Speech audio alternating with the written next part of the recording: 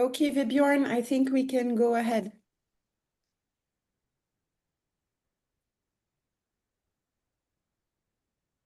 Okay, everybody, good morning and good afternoon for some of you. Greetings. So my name is Vebjørn Ålandsli. I work in Statistics Norway, and we share this task team of the Praia Group on participation in political and public affairs with the support from UNDP and from UN Women.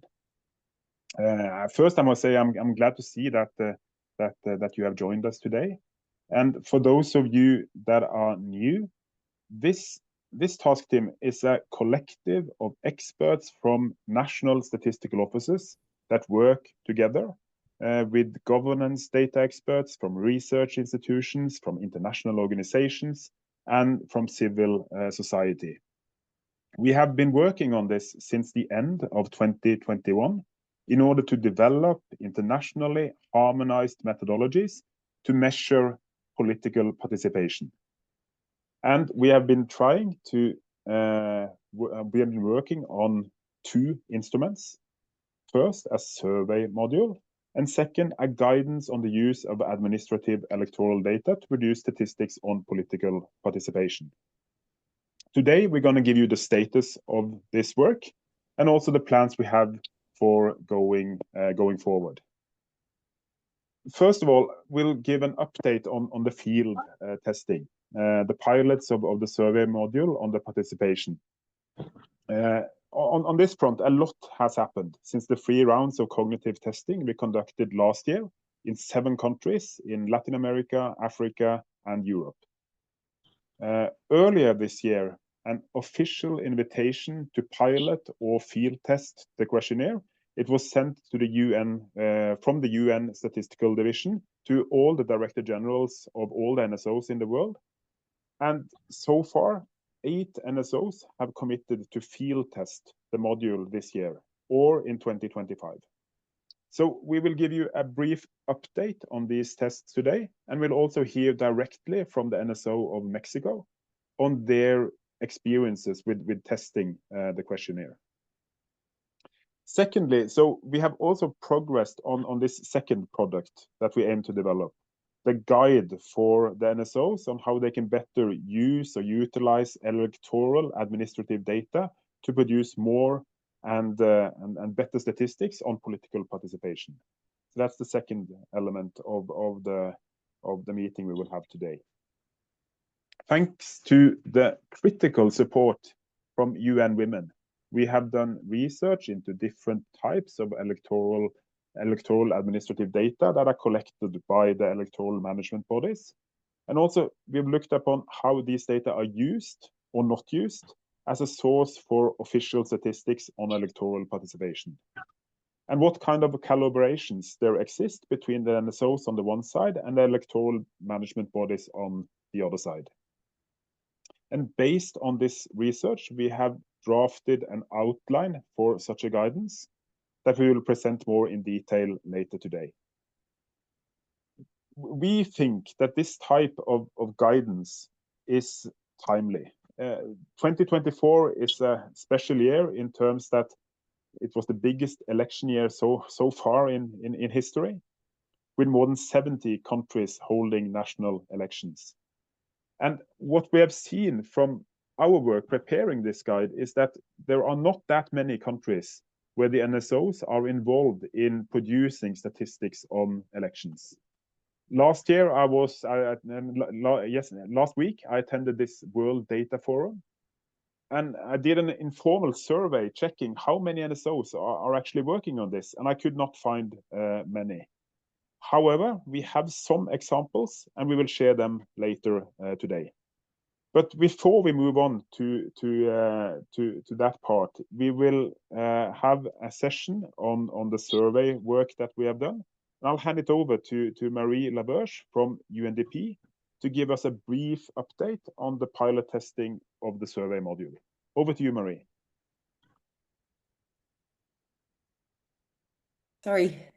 Thank you very much, Vebjorn, and greetings, everyone. It's great to reconvene today.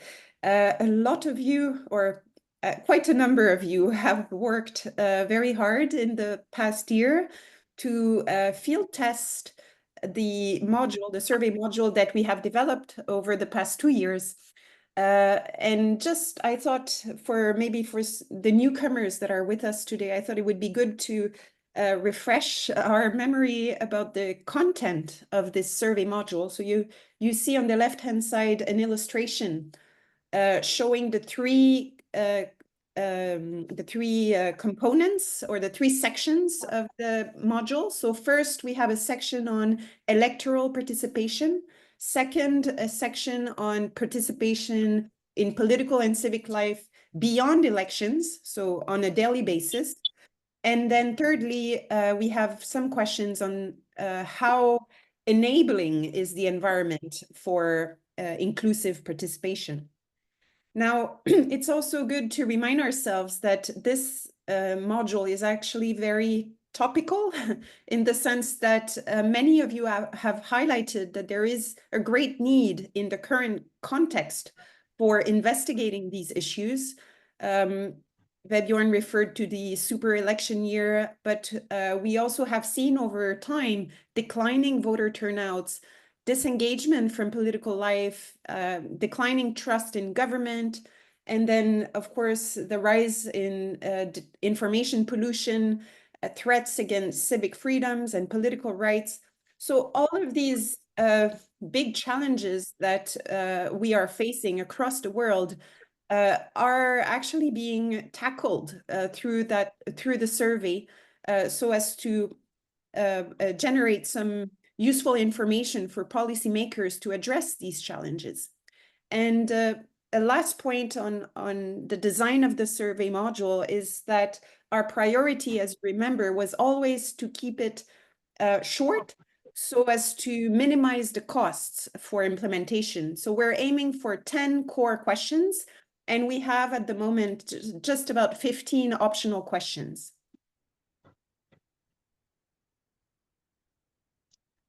Liliana, thank you. You will see on this slide, I think you have to click another time. Yes, so here we're interested in the bottom line. You will see all the countries that have very generously invested their time and resources in the testing since 2023. So we had 7 countries involved in the cognitive testing in 2023 from all regions. And then this year, 5 countries involved in the field testing on larger samples. And we also have 3 countries lined up for next year in 2025. So once again, many thanks and congratulations to all of you who have very actively engaged in the process. Next slide, please. And to give you a very brief overview of the tests that have been conducted so far. So we have 4 NSOs that have piloted the core questions only, but they have gone straight into nationwide implementation. So they took advantage of a national survey that was already planned for this year or next year and integrated a module on participation with the 10 core questions included in the larger survey.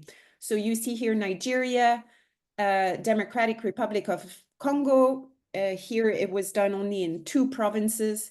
Burundi is scheduled to start next year, and Tunisia. And you see the range of national surveys that have been leveraged to do this, from food security surveys to living condition surveys. There are very many options to choose from, and it's proven very efficient, both in terms of cost, but also in terms of analysis, in so far as we can cross-tabulate poverty variables with governance variables. So this is actually quite powerful. We also have 3 NSOs that have field tested the full questionnaire, so the core plus optional questions, on samples of 300, so non-representative, but the idea is to test the questionnaire on different groups, different regions, So this is happening in Kenya, Mexico, and Cabo Verde.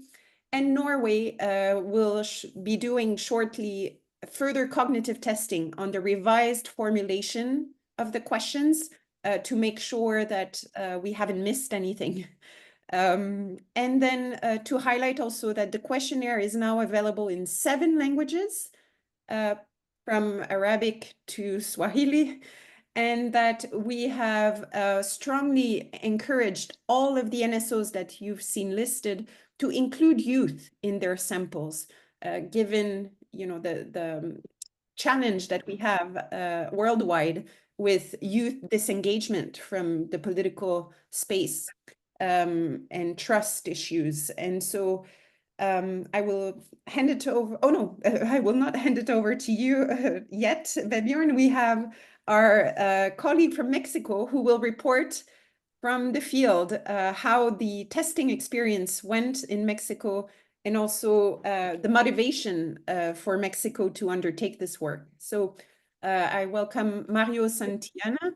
Please, over to you, Mario.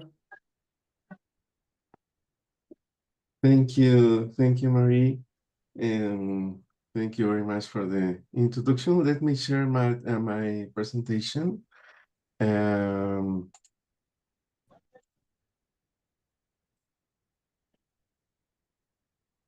Liliana, you had it?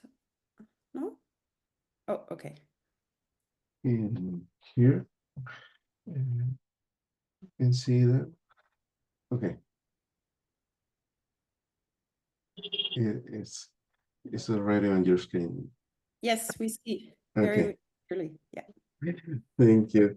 Well, it's a pleasure to be able to share with you the Mexican experience in this test of participation in political and public affairs. And let me begin with some context about the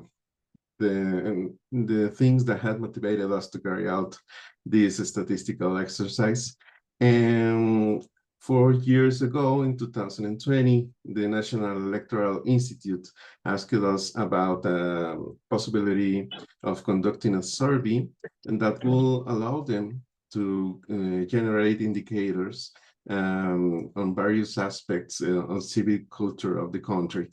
So this is how we began to work in a coordinated way on the design of a national survey on civic culture in order to identify those beliefs, values, attitudes, and practices that define the relationship between the population and the different levels of government, as well as on other type of association or institution that had influence on the public life and of the entire country. So to determine the degree of knowledge of the rights and obligations that they have by virtue of being Mexican citizens. So in this sense, the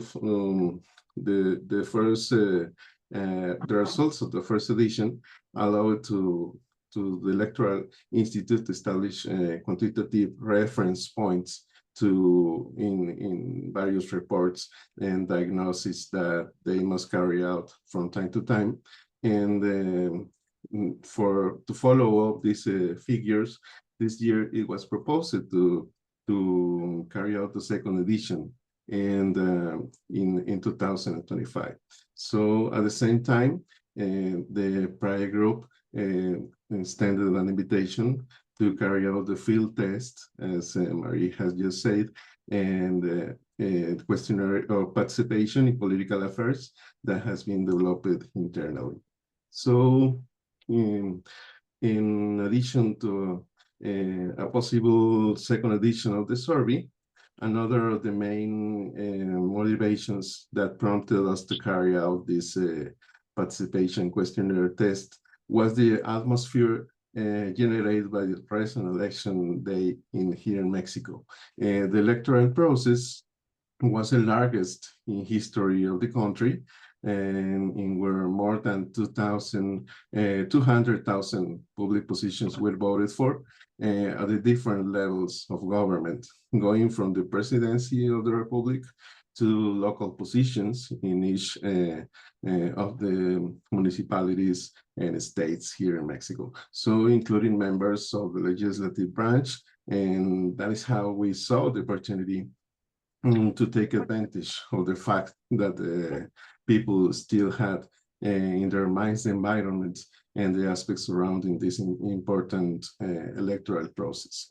So in Mexico, we have an electoral base of at least 98 million people. And even when there was a significant abstention rate, we have 58.6 million people that went to vote. And the election process also consider those Mexican citizens abroad, from whom about 197,000 voted were received through the embassies and consulates. In addition, for the first time, those people in penitentiary centers waiting for a sentence were able to vote. We have a population about 50,000 people, and then we received about 30,000 votes from those people, from inmates.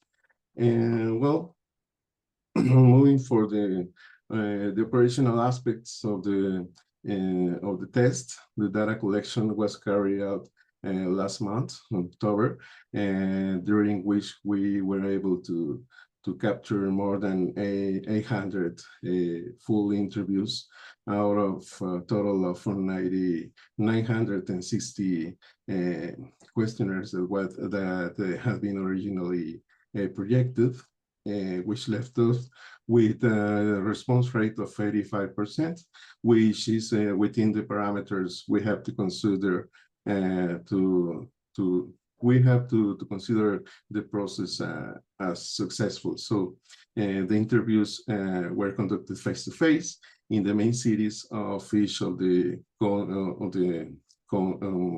main cities of each of the country states, which will allow us to generate valid estimations at the national level. And the field test was based on the Spanish version of the participation questionnaire, and with the slight adaptations for the Mexican context and the language, and being careful to maintain the essence of each of the questions. This in order to guarantee a quick understanding by the informants, and therefore an optimum flow of the interviews. The questionnaire is made of 77 questions and distributed in 7 sections. And the first 3 sections collect some physical aspects of the dwellings, as well as the members of the households. And section 4 addresses participation in electoral processes and referendums, including the reasons for voting and for not voting, interaction with other people and institutions in the context of these processes, as well as the risks identified and experienced.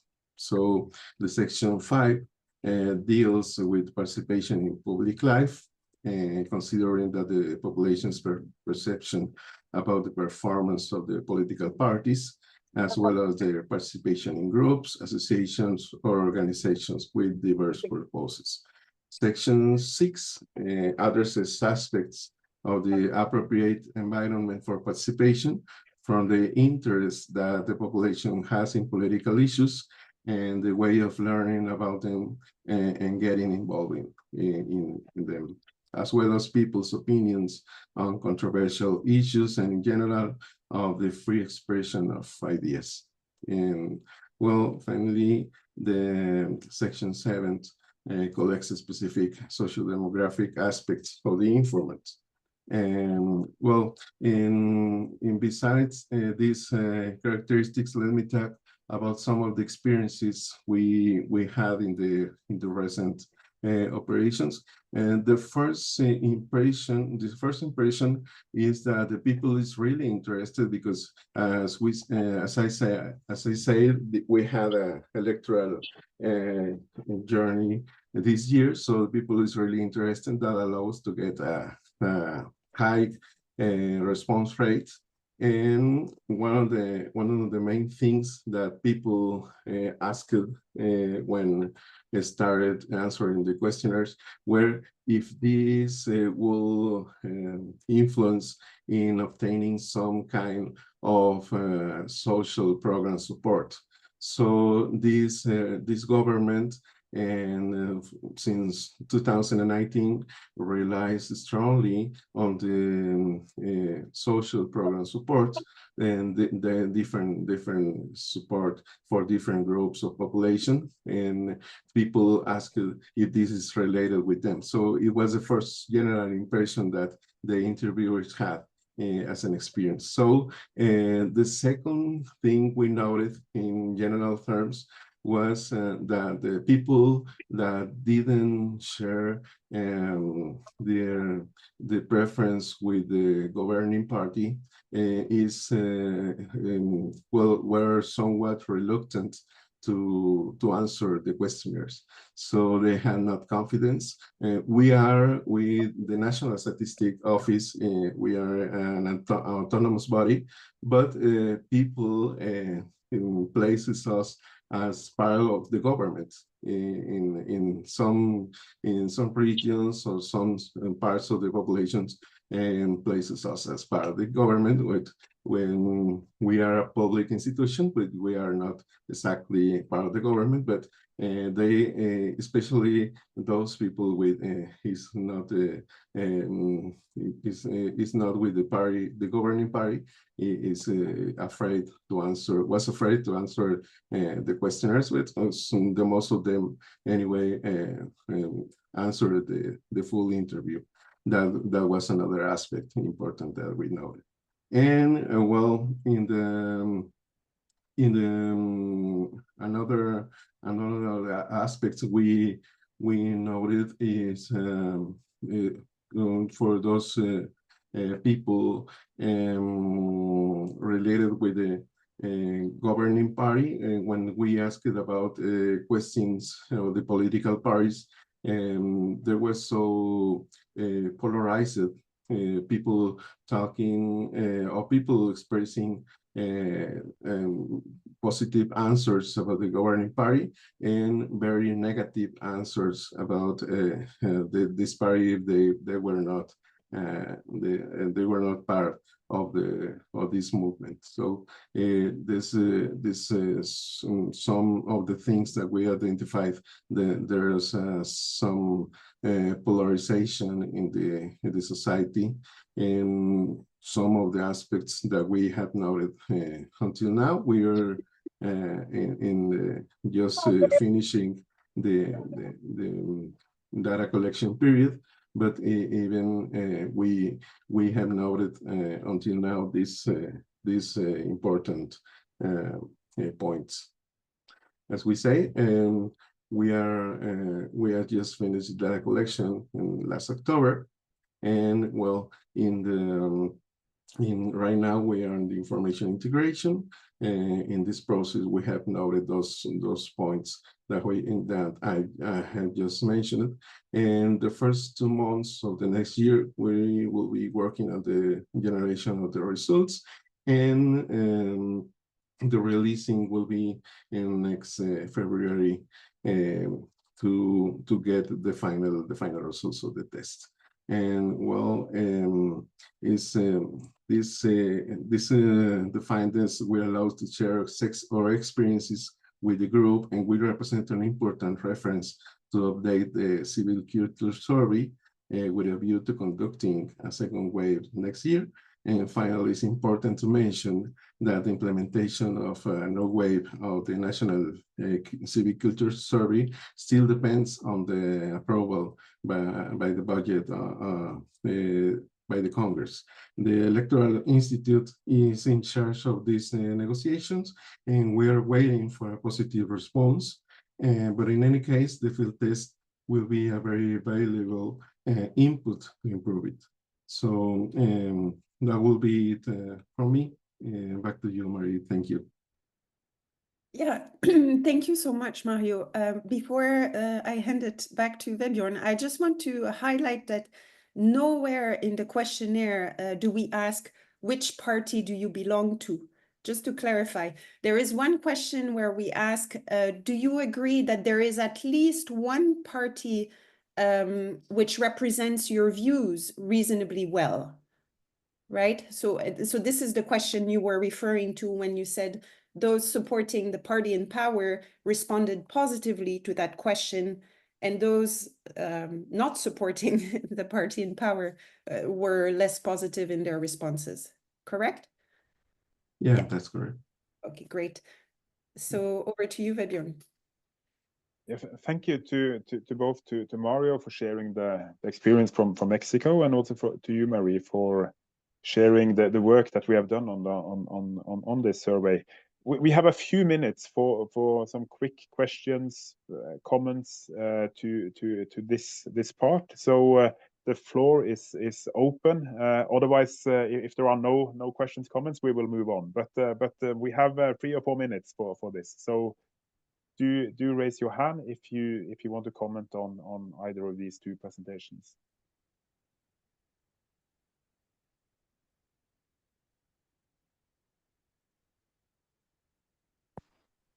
I can't see any hands. Brief question. Do you hear me? Yes, go ahead.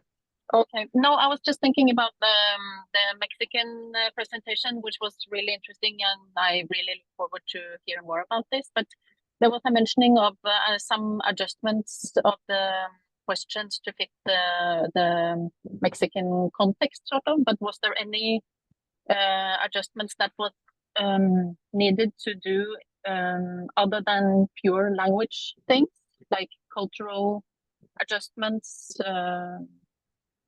things like that? Yeah, thank you for the question. Yeah, it was first to adapt to the Mexican regionalisms, these terms that are only understand here in Mexico. So we understand that the questionnaire is the Spanish version is redacted in a plain language. To be understandable by all the countries, but we try to find the synonyms and some other related words that be understandable by all the population. But it is also important to say that after every change or every adaptation, we have a small meeting with this Praia Group members to coordinate some of the changes and to explain why we are adapting the questions, and that's how we made sure that the essence was safeguarded here in the questionnaire. So but this essentially was to guarantee the fluency of the interviews. Perfect. Thank you. Are there other comments or questions at this stage? I can't see any hands raised. So then we will move on to the second part of this meeting, where we will focus on the work that we have been doing on establishing a guidance for how NSOs can better use different administrative sources in order to produce statistics on participation on elections. And here I would like to give the floor to Ionica Beruescu from the UN Women. She's a specialist on governance and participation statistics. And she will have, Ionica, you will have at least 15, 17 minutes to present. So over to you, the floor is yours. Thank you very much, Vebjorn. Challenge accepted. We need to figure out if Liliana has the correct file. Liliana, if you could put back, please, the presentation on the outline, just to check. I see Marie made me a co-host. Let me see if I can share the screen. Maybe that's the easiest.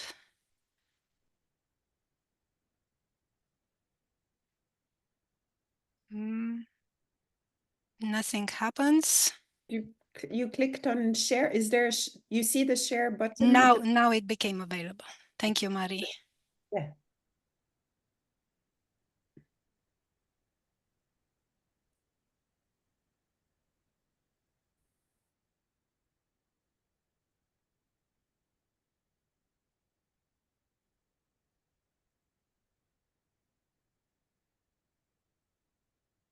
Right. Perfect. Okay. All right. Thank you, Björn. Thank you, Marie, for all the help. And hello to everybody. It's very good to reconnect with all of you and to see new faces.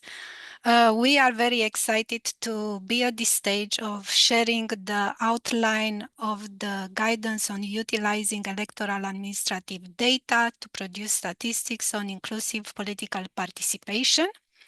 This guidance that is targeted to the national statistical offices is going to be the first of its kind. So we are really trying to come up with a very good solid foundation of the guidance. The overall structure is very simple and it follows what we see in other statistical guidelines that are in use by the national statistical offices. It is structured in 5 chapters. The first chapter is focused on conceptual framework, terms, and definitions. The chapter 2 goes into the national legal frameworks on electoral data and the institutional setups for the provider of the data, which are the electoral management bodies that are producing electoral data as byproduct of the role of organizing elections and referendums. Chapter 3 goes in depth into the types of electoral registers and data systems to provide that good foundation I was talking about. And chapter 4 takes it a step further, discussing the role of national statistical offices in adding further value to electoral administrative data by doing additional analysis, reporting indicators for national and international use, and using data linkages. The final chapter is an operational one discussing partnerships, principles, and practices in data sharing between the electoral management bodies and NSOs. I'm going to go very fast on the introduction just to keep on the timeline. As many other guidelines, we want to show in the introduction the purpose and the relevance of the guidance and why, and make the case of why this matters. And it matters because electoral data produced by the electoral management bodies already for decades is a public good. However, it remains in many countries underused as a source of official statistics on inclusive participation. However, EMBs are part of the national statistical system.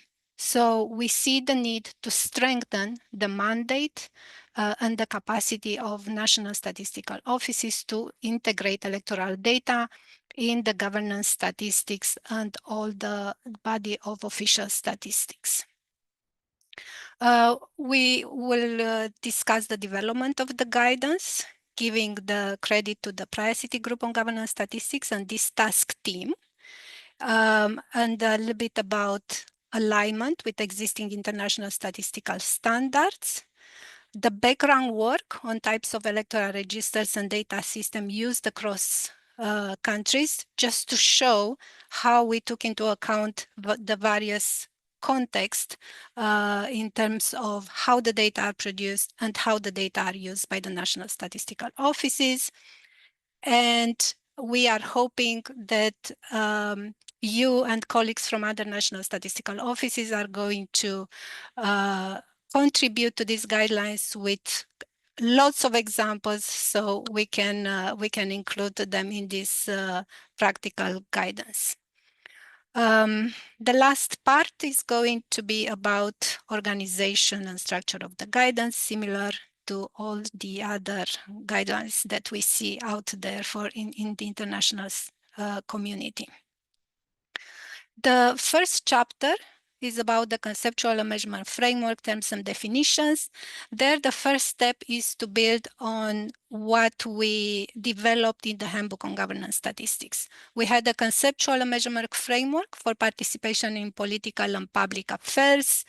You see, this is the figure that I copied from the handbook. And if you recall, at the beginning of the task team, we were discussing the different subdimensions of participation in political and public affairs and which types of sources are more relevant for each type of subdimension. So we are going to revisit that and have that discussion briefly in chapter 1. We are going to show the scope of electoral administrative data and the strengths and limitations in comparison with surveys, and provide terms and definitions related to electoral administrative data. To help us in this process, we are going to build on international electoral standards. These are international conventions agreed upon by countries, so there is always useful language and terms that can be the starting point for all these terms of definitions. Similarly, we are using a mapping of national electoral legal frameworks. We did at UN Women a mapping of this framework, so we will be able to use that knowledge that is derived from there to support that process.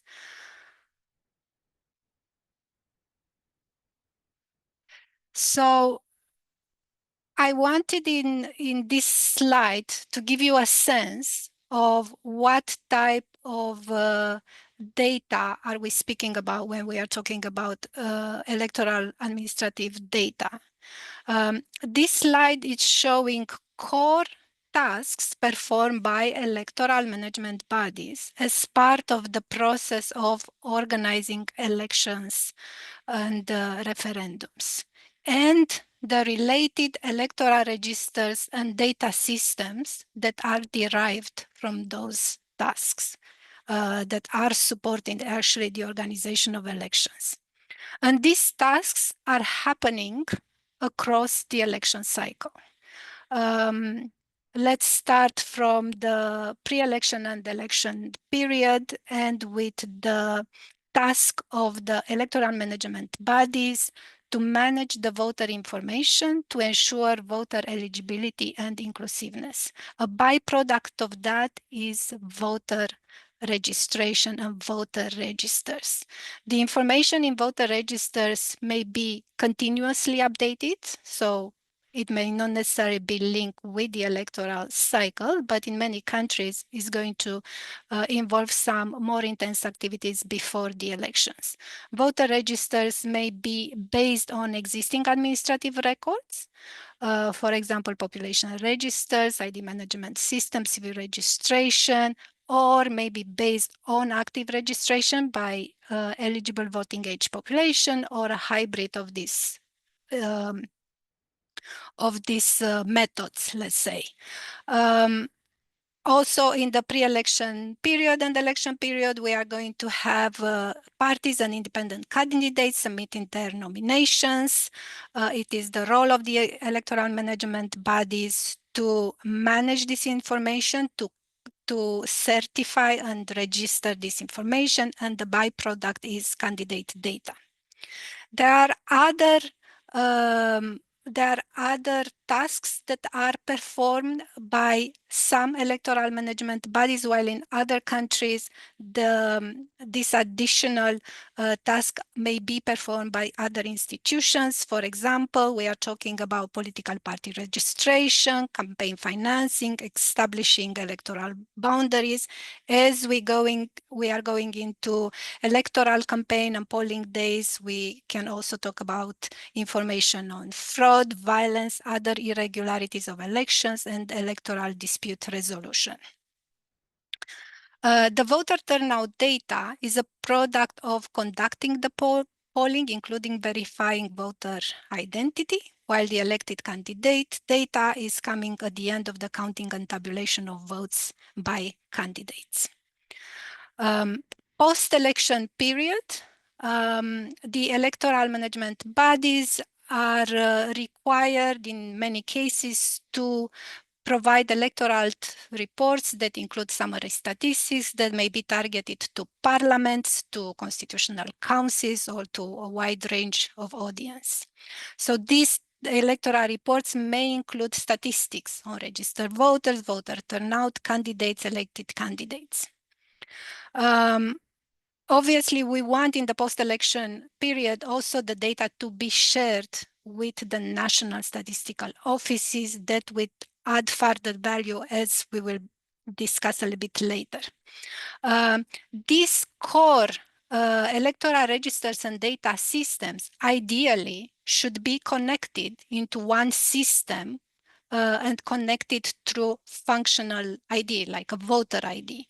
But they are not necessary. So as we go further into the process of developing this guidance, we will need to take into account the different context, the different use of technology that may happen across countries. Chapter 2, and this is going to be much faster, is about national legal frameworks on electoral data and institutional setup. Legislation can mandate electoral data, can assign roles to different institutions, can put some limits in data exchanges.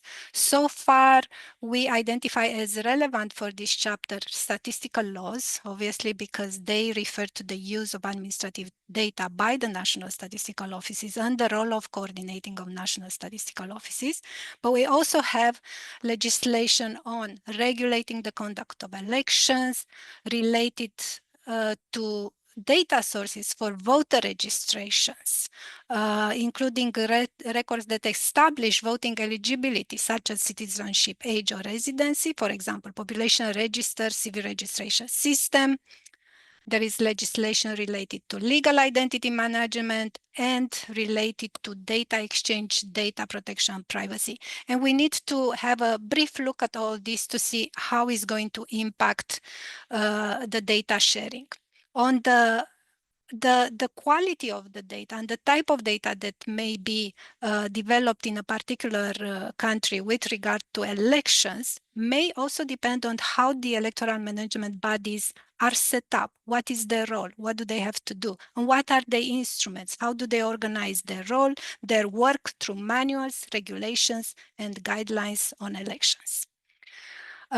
So here we come to chapter 3 that is going to take an in-depth look at the types of electoral registers and data system. And we must discuss at least 4 types of the data that are the result of the EMB's core activities, but it would also be nice to discuss other data that may be collected by the electoral management bodies. So we are thinking voter registration, voter turnout data, candidate data, election results data are all a must. And for each of them, we want to share in this guidance the definition, the types of that particular data system, and how this is based on how the data are collected, what are the procedures or timeframes, what data are collected to enable the measurement of inclusive participation. The age has to be there because we have the voting age population. The sex should be there as a minimum, the geographical units as a minimum. We see what other characteristics could be there without making this a very sensitive process. We should discuss the foundational or functional IDs that are in use and the potential for data linkages, because then NSOs can expand their role. Use of technology. We also need to touch upon the data quality. We know as statisticians that when we are talking about the administrative data, the quality and other sources as well, that the quality is ensured from the beginning, how the system is set up. And a little bit about how the information is stored, analyzed, dissemination, published by the EMBs. Then we have the parts that would be nice to touch, at least a brief introduction, which are data on political party registration, political party and campaign financing, geographic boundaries for electoral constituencies, the fraud, the electoral disputes. They may be others. So we are rather at the beginning when it comes to this additional data, so your comments are very welcome. Chapter 4 is going into the role of national statistical offices in adding value to administrative electoral data.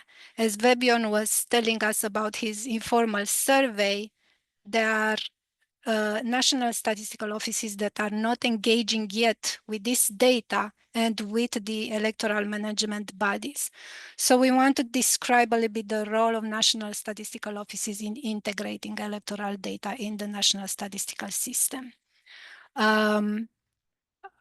We started in the Handbook on Governance Statistics, the discussion on the indicators for national and global reporting on inclusive participation. We didn't have a lot of space there to go further, but this is the guidance where we want to talk about the key indicators on inclusive participation in electoral processes and define them, provide the rationale, the methods of calculation, disaggregations, and limitations.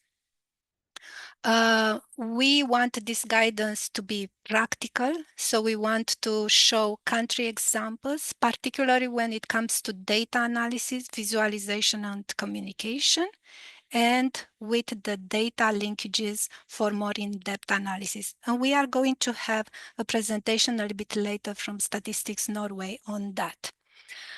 The last chapter, 5, it's operational. It's about partnership principles and practices in data sharing between the electoral management bodies and NSOs. How to set up this partnership, what are the principles and some of the models of sharing electoral data, and what is the scope of collaboration. And there again, we need to rely on you for example of country practices. This brings me to the last slide for the outline presentation. As a group, we came together and we said, what are we aiming for? And we wanted to aim high and be bold. So we said, we definitely want practical guidance showing country examples. We want this guidance to be relevant for different contexts, both on the side of EMBs and national statistical offices. And we want to have wide collaborations, not only with the NSO, but also experts from EMBs, international statistical experts that are going to make sure that all the information we have there about population registers, legal identity is up to standards, and obviously international expertise on electoral management, electoral assistance, and electoral data. We want also this to be forward-looking. We do not want this guidance to show just what is happening now in the national statistical offices, but what is the ideal? What are we aiming for? And how are we enabling the NSOs to do more on electoral data? That concludes my presentation, and over to you, Vebjorn.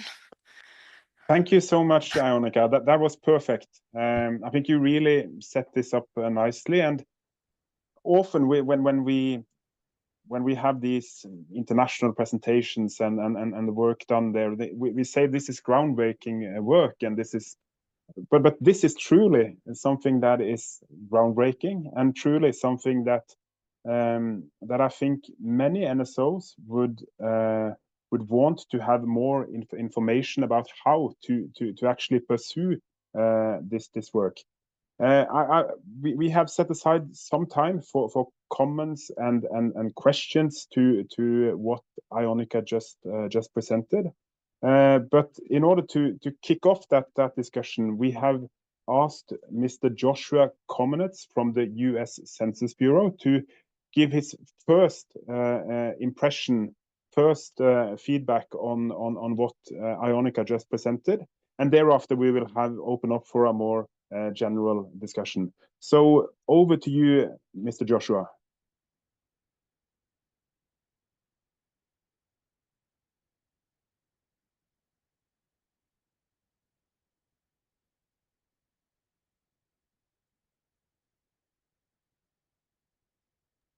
Maybe we can come back Can you hear to me? Joshua later. Oh, yeah. Can you hear me? Yes, we can. We Great. can. Yeah, I Perfect. guess I was muted. Okay. I had a few comments. I mean, first, I'd like to say that I think all this looks very good. I mean, even without making any comments, it covers the ground well. It covers all the topics that'd be useful for this kind of data gathering and providing the data that people would find useful and find interesting. It would help the electoral process.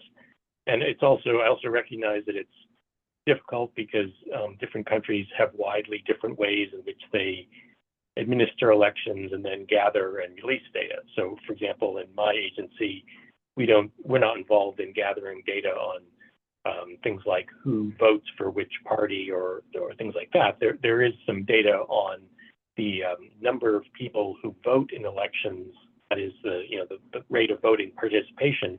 But anything to do with actual election results is done at lower local levels of government. So just saying that as a background, but I did have a few comments that might be useful. Mostly has to do with geographical issues. So one is that in chapter 2, where there's the mention of different kinds of legislation relating to elections, one thing that might be added is laws relating to drawing constituency boundaries, based on population distribution, maybe population distribution from a census. In the United States, after each census that happens every 10 years, there's a process to determine how many members of Congress will come from each state based on the population of each state. And then there's also a much greater process that happens at various levels of government to determine the voting districts or the constituency boundaries for every level of government. So I think there's a lot of laws that relate to geography, at least in those countries that have geographical constituencies. And then I had a comment in chapter 3. This was the issue of data dissemination. And this is a question whether it would be desirable to comment on the ideal geographical units to be used for dissemination of any kind of electoral data. I mean, whether it's number of voters or the results of elections.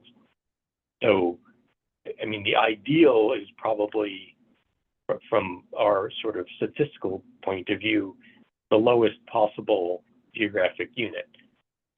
I was looking at some data from Bolivia a couple of years ago, and they released data from individual polling places.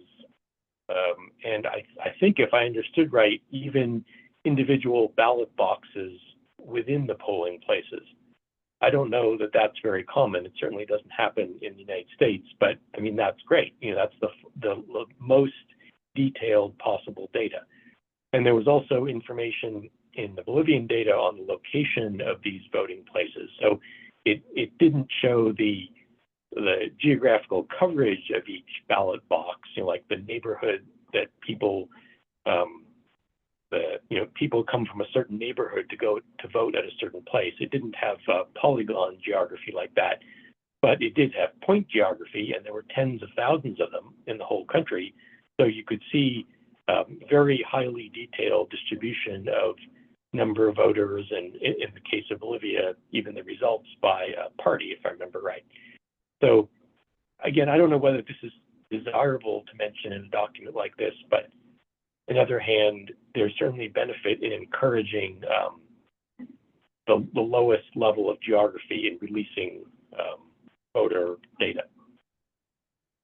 And then I also had similar comments about releasing the data that, so let's say that you can gather release data at the lowest possible geography, whatever that might be in a certain country, then ideally whoever is releasing the data would be releasing it in the most easy to use way.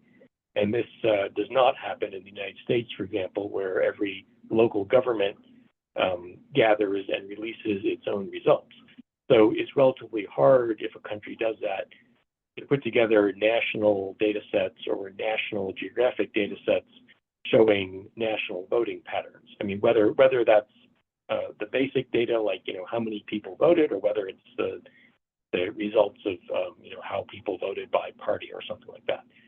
So I'm just saying, to me, that's an ideal to have national maps and national data sets. But I don't know.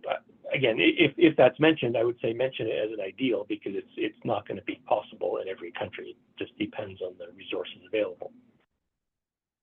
So that was chapter 3, and then I had a couple questions in chapter 4 about the role of national statistics offices. So some NSOs are I guess I'm understanding from different countries, some are involved in gathering and releasing data on actual election results, like who voted for what party.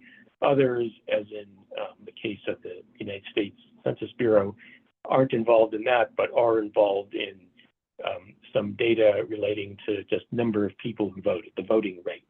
But also, census data is very important for providing the data and maps used for drawing or revising constituency boundaries. So like my previous comment, I think that should be mentioned as a role, that having good basic census data and good basic geographic data is essential for having good constituency boundaries.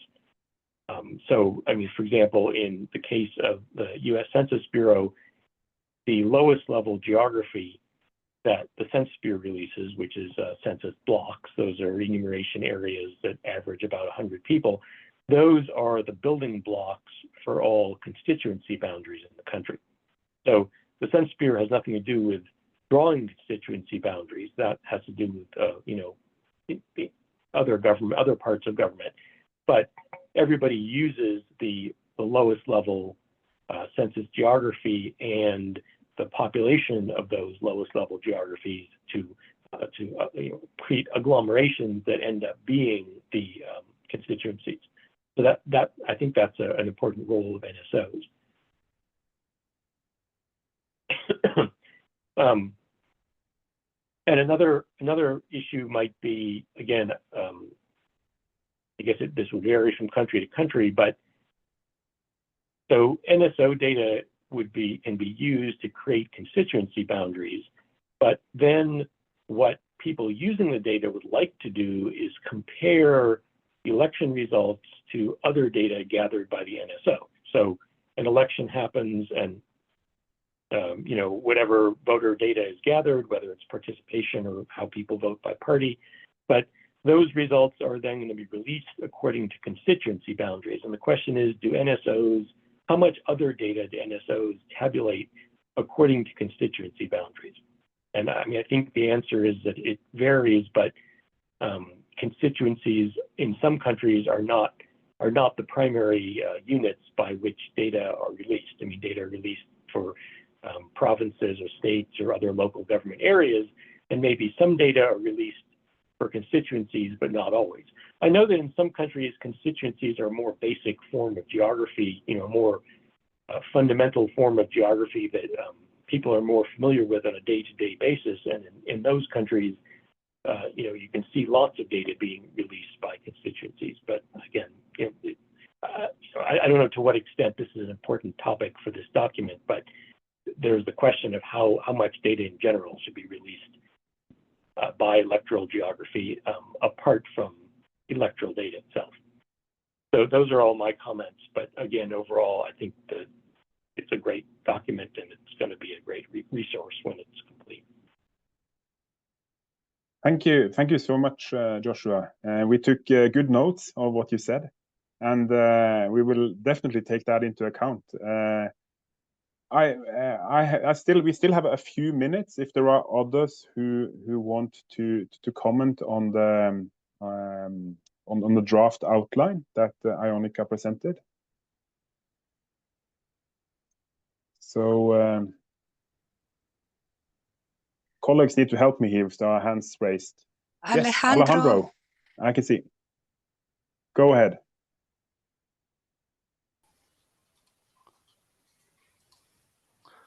Hi, everybody. Just to congratulate Praia Group efforts to work on this theme. As we said before this meeting, we don't have experience with the use of this type of electoral administrative data. The electoral body in Colombia, it's in charge of this type of data. So we think it could be a great opportunity to start this conversation and promote the use of and promote also another kind of explorations on this kind of data and how our statistical office could produce other information using this data. So we are very excited to follow this process and to participate in the coming discussions. Thank you. Thank you so much, Alejandro. Ionica, I'll hand it over to you to have a 2-minute comment on the last 2 interventions, and then we will move on with some more practical examples with 3 country examples. Over to you, Ionica. So quick thank you to Alejandro. We are looking forward to working with you on this. We know that Colombia has quite a particular setup, so we want to make sure that we take into account that type of context. So thank you for that. Joshua, we didn't have enough information about geographical issues, so we were thrilled when we received the comments from you. We really want to see how we can bring those issues properly further. We did have a discussion with the expert we have working on electoral management bodies, and she mentioned some of these sensitivities when you go to the disaggregation too low on the geographical units, but she also was in agreement that it's worth at least a discussion. So we are looking forward to work with you on those aspects and to make sure we are taking advantage of the NSO expertise when it comes to geographical issues. So thank you for that. I see also a comment from the chat about accessibility issues. So we are looking in the national legal frameworks, national electoral frameworks, how the accessibility issues are touched upon, like the provisions, the legal provisions on that. But this guidance is going to be focused on administrative data, and we are not sure to what extent we can cover accessibility issues through that. We are open. We always want to make sure that when we are discussing inclusiveness, we are taking a look at accessibility. We are definitely cover some of those aspects in the survey questionnaire, and this is on our list to see how much we can develop on these issues. So nothing to add at this point on that particular aspect. Okay. Thank you so much, Ionica. Then we will hand over to 3 presenters who will present kind of practical country examples of how NSOs use administrative data to produce different electoral statistics. And we will start off by a presentation by Mr. Manohar Gimere from the Central Bureau of Statistics in Nepal. So over to you, Manohar. The microphone is yours. Thank you. And greetings from Nepal. Can you hear me? I can hear you loud and clear. Yes, thank you.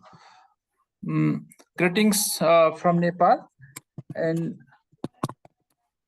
I would like to express sincere thanks to this Praia Group for providing me this opportunity to share some of our ideas or some of our experiences. This is the first time I have been attending this type of meeting. As you all know that Nepal is a landlocked country and it lies between the two biggest world's biggest countries, India and China. And we are the political system is here is the Federal Democratic Republic, and in our country there are 7 provinces and 753 local governments we have.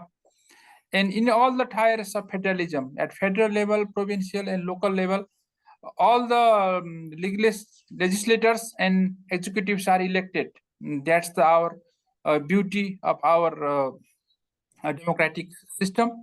At the federal level, we have 2 houses for the federal parliament. One is House of Representative and another is National Assembly. On every 5 years, an election is held in Nepal, and the last election was held in 2022. Next slide, please. Yes, yeah, we have a lot of opportunity to engage or collaborate done between the NSO and the Election Commission. So far, we have NSO has not been working or not involved directly on electoral data. It has not been utilized as you suggested. By our constitution and different electoral laws and regulations, the Election Commission is mandated to carry out all type of election related activities, and it's the constitutional body, and they have been doing so since long time. And the Election Commission mostly themselves analyze the data of each election and publishes different reports. In some cases, if they required or if they needed the technical or statistician, they asked for NSO, and NSO sent some of staffs for their technical support, but there is no separate statistical unit in the Election Commission. That's the situation. And right.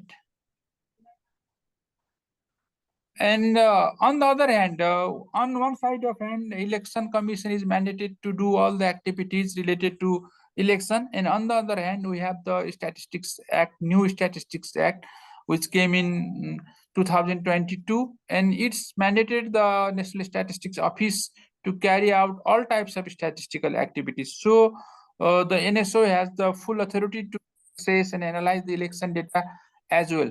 This is the good one opportunity for to utilize the election data.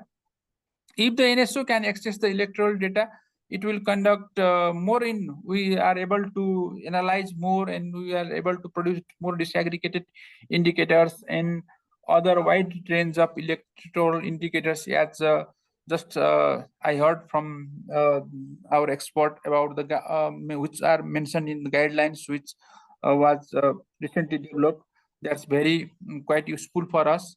For this, I think it's necessary to do the one formal MOU between our 2 institutions. If we are able to do this, and it will be beneficial for both the institutions. In Election Commission, there are a lot of administrative data, a lot of electoral data, but which has not been analyzed properly. So if MOU is be done between 2 institutions, then it will be more analyzed, and a lot of indicators will be produced, which will be helpful for the overall governance and for the democracy as well. Just, I want to share here some of the numbers. In our country, total population is 29.2 million. Among them, 18.13 millions are the eligible voters. This is the updated list. In our context, 18 years and plus people are eligible for the voting. And among 18.1 million voters, 9.23 is male and 8.9 million are female voters. And in our election or through the election, it's a very good inclusiveness in the representation in all types of government, in the federal level, in the provincial level, and in the local levels, because our constitution mandated for the inclusiveness in the representation by election. So that's why inclusiveness is in all types of representation. If you see the latest result of 2022 in federal parliament, 34% female participation. If you see in House of Representative, also 34% female participation, whereas in National Assembly there is 37% are female parliament. But if you see we have two election system, or one is first past the post and another is proportional electoral system. As I already mentioned that through our constitution, inclusiveness is mandated.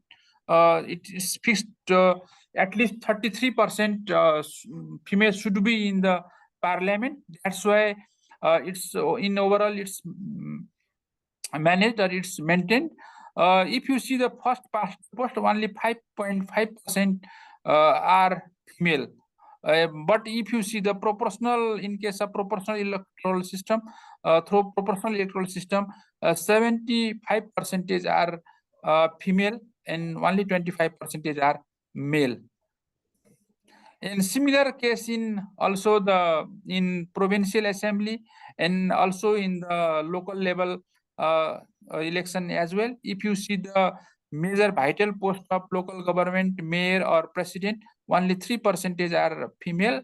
And if you see the deputy mayor and vice president, 76% are female. The constitution our electoral law act mandated that if in mayor or deputy mayor, one should be female. That's the condition. That's why if you can see in deputy mayor, there are a lot of female representation.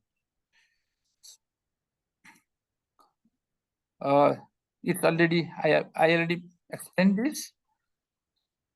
Thank you. This is my just few slides. So far, as I already mentioned, that NSO has not been directly involved on working or on producing electoral data, but we are eager to work on it. We have a keen interest to it, and hope that the guideline which you just presented will be very useful for us. Thank you. Perfect. Thank you so much, Manohar. We will gather up if there are possible questions or comments to your presentation. We will take them afterwards. Then we'll very quickly move on to the next presentation. And now I'm playing on home ground because this is from Norway. So over to you, Øyvind, who will present the Norwegian experience. Well, thank you, Vebjørn, and good afternoon. It's afternoon in Norway. It's just to show you a little, tell you a little bit about how we produce statistics on electoral turnout in Norway. You see the yellow bubble is the central population register, and this is very important in the Norwegian context. In Norway, you have to have a personal number, which is a unique identifier. You can't do much in Norway unless you have it. You can't have a bank account, you can't buy a dwelling, and so on. And all this 11-digit personal PIN code is within the Central Population Register, or the CPR. And from the CPR, Statistics Norway produce a lot of statistics on the population, like age, gender, country of birth, citizenship, and so on. And that switch to the light green bubble, which is the electoral management body of Norway, the Norwegian Directorate of Elections. And to be on the electoral roll, and in Norway we have a passive voter registration. This is based on the CPR. So it's data going back and forth from the Central Population Register and the electoral management body. Now, the thing is that when we have an election in Norway, the local election committees are registering every individual who casts a vote. And this is then transferred to Statistics Norway with the 11-digit personal PIN code. And if you look at the light blue or gray bubble, we also have access to other administrative registers in Statistics Norway, like, for instance, the level of education. And then inside Statistics Norway, this is merged. And then we produce official statistics on electoral turnout by subgroups. Now, the electoral management body, of course, produce the election results, which party gets so-and-so votes and so on, and the overall electoral turnout in the election.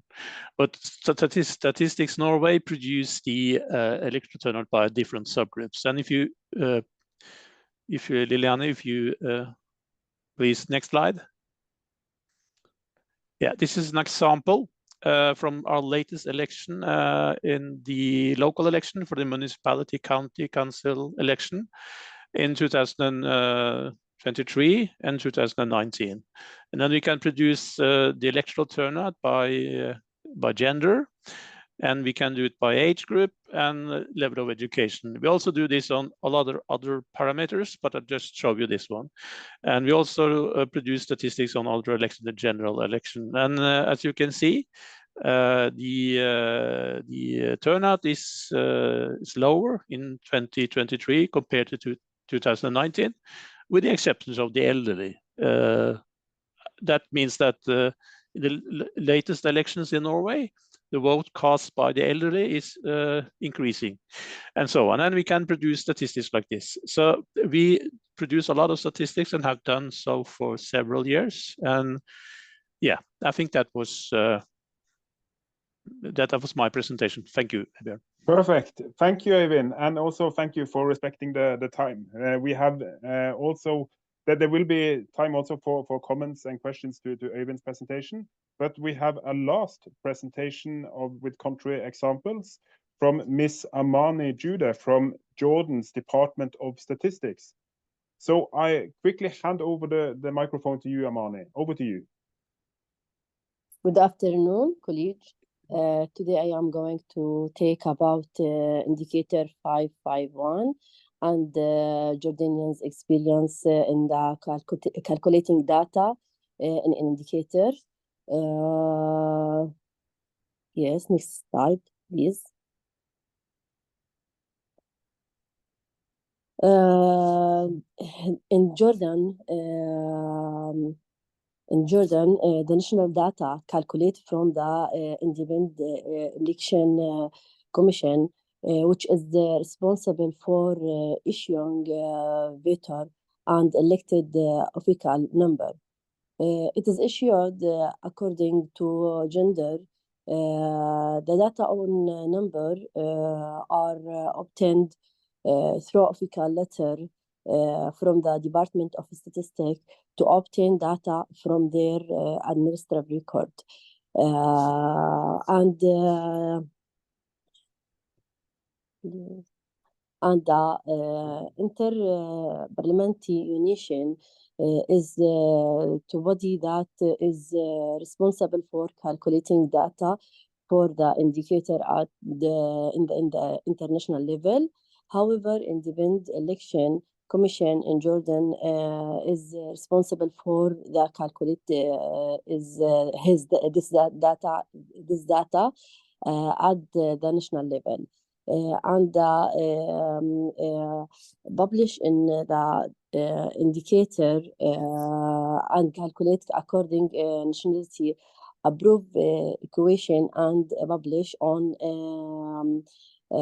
Jordan data portal and website the national elected commission Jordan. Please next slide. Yeah, the calculate the number in sharing women in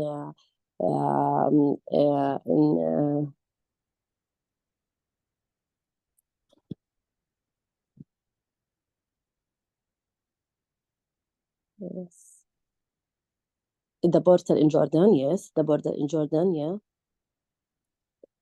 And the International Parliamentary Nation embody this responsible for calculating for data indicator 551 local government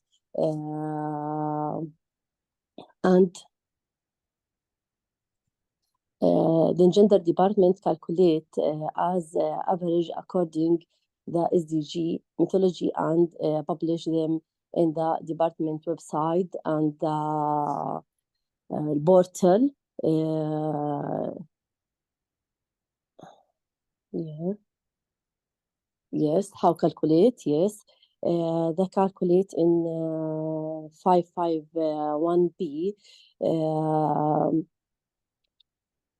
We worked this year in 2024 the explain of local government from the data election commission, and the number was typical to percentage published on the website SDG indicator, the dashboard UN Women Data Hub. Yes, 24.9%. And the website SDG indicator. Thank you very much. Yeah. Perfect. Thank you so much, Shamani. Then we'll open the floor for comments to the three presenters that you have just heard. So if there are anyone who wants to comment or have questions for these presenters, the floor is open.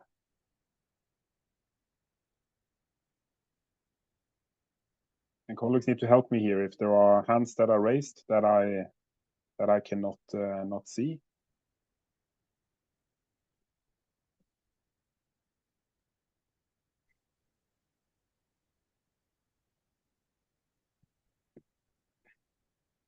Maybe no hands, Vebjørn. There are no hands.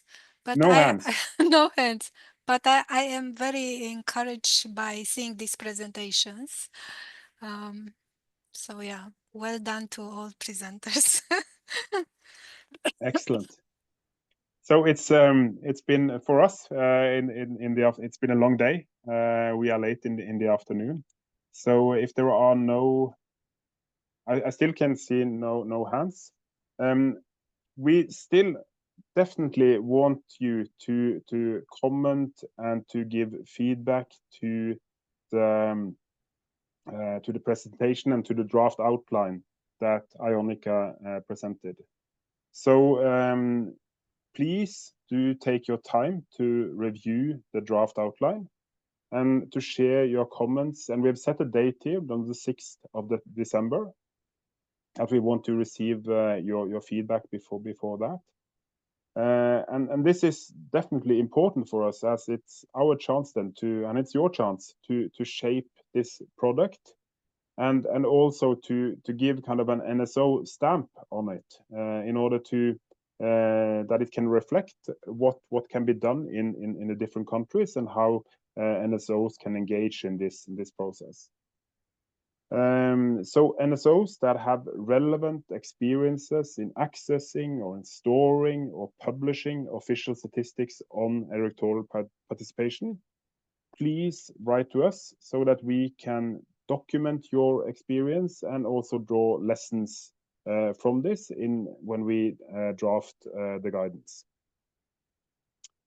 Other international or regional partners working in the electoral in this area, do also contact us if you are interested in drafting the guidance together with us. And as it says here on the slide, this is truly uncharted territory, a complex topic, and we definitely need help in order to make this a good guidance that can be useful for countries. So with that, I think we even managed to end this meeting a little bit before on time. I want to thank you all for participating, and then remind you of what's on this slide. Do give feedback, and I hope to see you all soon again. Thank you so much. Thank you. Thanks, Vebjørn. Thanks, everyone.